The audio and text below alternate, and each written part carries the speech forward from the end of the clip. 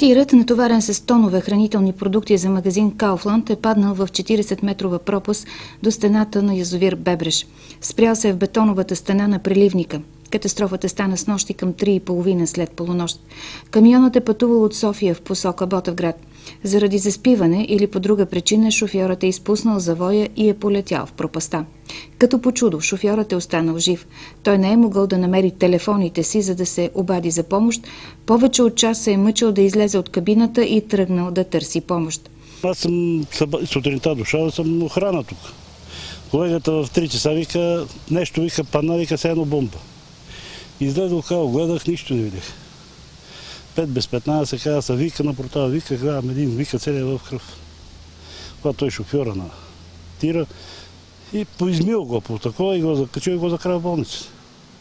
И от сутринта тук е лудница. Шофьорът Младен Вълчев е настанен в хирургичното отделение на Ботевградската болница. Късмет имам, че съм жив и здрав. Кажете ми какво точно стана. Нищо хубаво. Факт. Камиона в дерето. Нищо хубаво. А казаха ми, че вие няколко часа сте се опитвали да излезете от кабината. От кабината по-малко. Въпросът беше да излеза на... Там да намеря помощ на човек. Не това е хубаво. А имате ли спомен от събитието? Помните? Не многото. Всичко става набързо, като на кино. От сутринта камионът, натоварен с тонове хранителни продукти, е буквално окупиран от тълпи роми.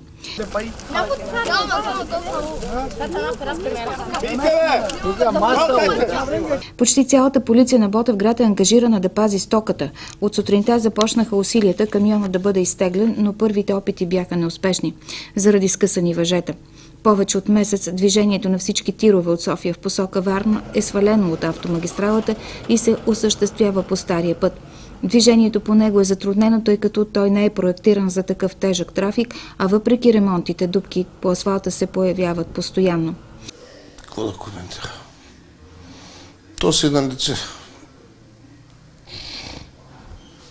Трябва ли да е така според вас?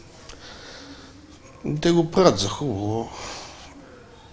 Някой път е за друго. Нищо не мога да кажа. А казаха, че е счупен крак, или не? Те докторите им правиха снимки тук. На глава, на ребра, на крак. Ще кажат после. Това е. Добре, че съм жив.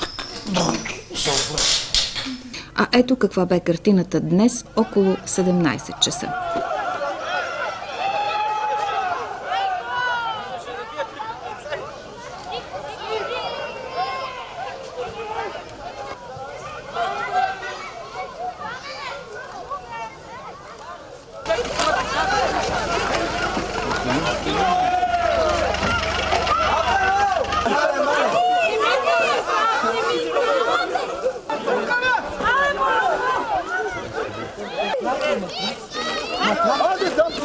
Hadi!